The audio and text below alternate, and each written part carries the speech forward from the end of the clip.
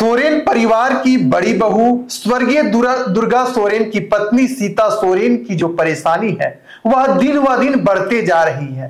जी हां, फिर से एक बार सीता सोरेन की चर्चा जामताड़ा की धरती में तेज हो गया है। जब से सीता सोरेन भारतीय जनता पार्टी में सम्मिलित हुई है तब से कहीं ना कहीं पार्टी के अंदर ही उनका विरोध होता रहा है। हमने देखा कि लोकसभा चुनाव में भारतीय जनता पार्टी ने सुनील सोरेन का टिकट काटा और सीता सोरेन को दुमका से प्रत्याशी बनाने का काम किया। लेकिन भारतीय जनता पार्टी की जो कोर केडर है, जो कोर कार्यकर्ता है, वे इस बात से नाराज चल रहे थे। यही कारण रहा कि दुमका लोकसभा चुनाव में जब सीता सोरेन चुनाव हारी तो सीधे तौर पर भारतीय जनता पार्टी के जो कुछ नेता हैं उनको उन्होंने दोषी ठहराने का काम किया था।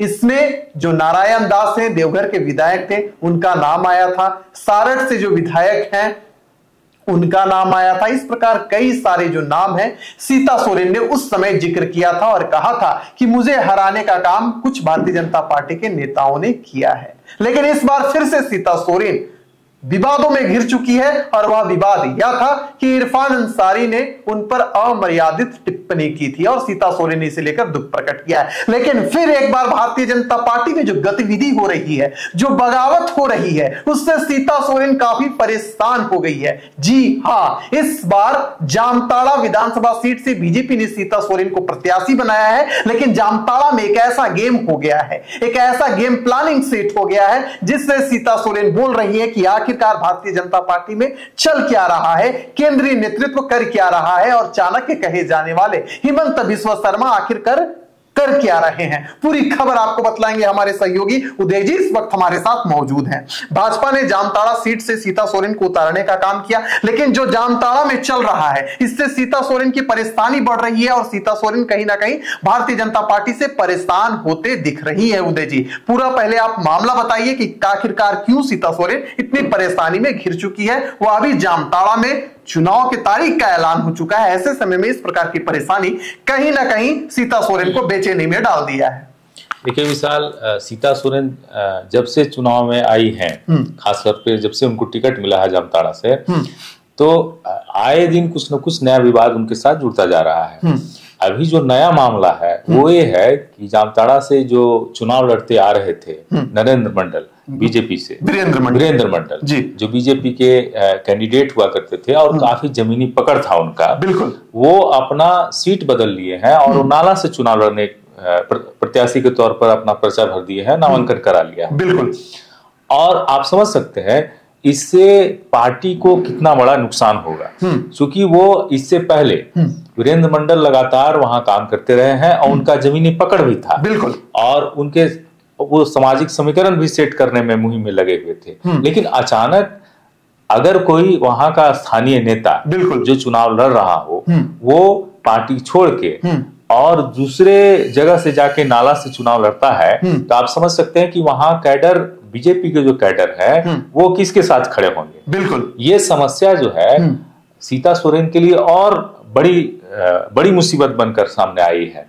आपको याद होगा कि दुमका जब वो लोकसभा चुनाव लड़ रही थी उस समय में भी ऐसा ही कुछ मामला आया था, बिल्कुल। लेकिन पहले लोकसभा चुनाव, अब विधानसभा चुनाव, अगर लगातार बीजेपी के जो कार्यकर्ता हैं, कोर वोटर हैं, अगर उनके साथ नहीं खड़े होंगे तो समस्या तो आएगी। इसलिए भी समस्या आएगी क्योंकि वो जेएमएम छोड़ के भाजपा में आई हैं और जेएमएम के कैडर आप जान ही रहे हैं कि उनको वोट नहीं देंगे। तो वैसी स्थिति में अगर भाजपा के जो शीर्ष नेतृत्व है या भाजपा के जो नेता हैं, अगर ये डैमेज को कंट्रोल करने में अगर सफल नहीं होते हैं तो आप समझ सकते हैं कि आने वाली स्थिति में सीता सोरेन के साथ क्या होगा। बिल्कुल, आप उसको ऐसे भी देख सकते हैं, इस दृष्टिकोण से भी देख सकते हैं कि सीता सोरेन लगातार उनको जो विपक्षी नेता है लगातार घेर रहे हैं, चाहे जो भी मामला हो, इरफान अंसारी का मामला हो या जो भी मामला हो, लगातार उनको घेर रहे हैं। सिर्फ इसलिए घेर रहे हैं कि वो उस परिवार की बहू थी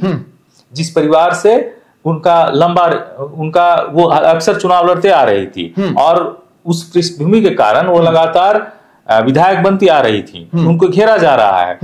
उनके जो अपने परिवार के सदस्य हैं वो लगातार संथाल परगना में खूब मजबूती से भाजपा के खिलाफ खड़े हैं।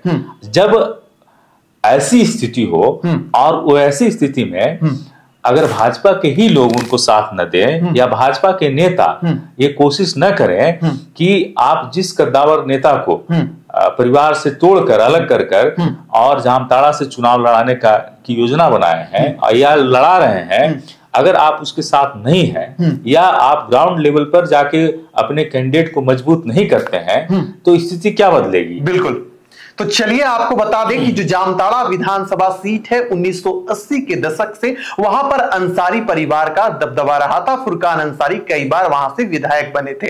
अगर हम 2014 और 2019 की बात करें तो वहां से इरफान अंसारी चुनाव जीतकर आए थे। 2005 और 2009 में विष्णु प्रसाद भैया एक बार बीजेपी से और एक बार जेएमएम के टिकट पर चुनाव जीतकर आए थे। यानी कि कुल मिलाकर देखा जाए तो जामताड़ा विधानसभा सीट में अंसारी परिवार का दबदबा है। ऐसे में इस बार सीता सोरेन को भारतीय जनता पार्टी का जो शीर्ष नेतृत्व है पार्टी में सम्मिलित कराकर पहले लोकसभा चुनाव लड़ाती है, फिर विधानसभा चुनाव जामताड़ा सीट से लड़ाने का काम करती है। ऐसे में जो वीरेंद्र मंडल है भारतीय जनता पार्टी के 2019 में प्रत्याशी थे, उन्होंने इरफान अंसारी के खिलाफ चुनाव लड़ने का काम किया था। 70,000 से भी अधिक उन्होंने वोट लाया था। इस बार लेकिन उन्होंने पाला बदल लिया है। नाराज चल रहे थे क्योंकि भारतीय जनता पार्टी ने उन्हें वहां से टिकट नहीं दिया और आखिरकार उन्होंने फैसला ले लिया। नाला विधानसभा क्षेत्र से बतौर निर्दलीय प्रत्याशी उन्होंने आज नामांकन कर दिया है। यानी कि कुल मिलाकर सीता सोरेन जो सोच रही थी कि इस बार जामताड़ा सीट हम भारतीय जनता पार्टी की झोली में डालने का काम करेंगे, फिलहाल ऐसा कुछ होता नहीं दिख रहा है क्योंकि वीरेंद्र मंडल हाल ही में उन्होंने सदस्यता अभियान जामताड़ा और नाला विधानसभा क्षेत्र में चलाने का काम किया था। घर घर इस मैसेज को पहुंचाने का काम किया था कि इस बार अगर भाजपा की सरकार बनती है तो जनता की जो मुसीबत है, समस्या है, विषय है, उसका समाधान किया जाएगा। लेकिन खुद निर्दलीय प्रत्याशी के तौर पर उन्होंने नामांकन कर दिया है और इसी प्रकार कई सारे जो भारतीय जनता पार्टी के जामताड़ा में कोर कैडर हैं और कार्यकर्ता हैं वो सीता सोरेन के साथ फिलहाल आते हुए नहीं दिख रहे हैं। ऐसे में सीता सोरेन की जो परेशानी है दिन व दिन बढ़ते जा रही है। देखने वाली बात होगी कि 23 नवंबर को जब परिणाम आएगा तो किसके पक्ष में परिणाम आएगा। फिलहाल इस चर्चा को हम यही करते हैं समाप्त। दीजिए इजाजत।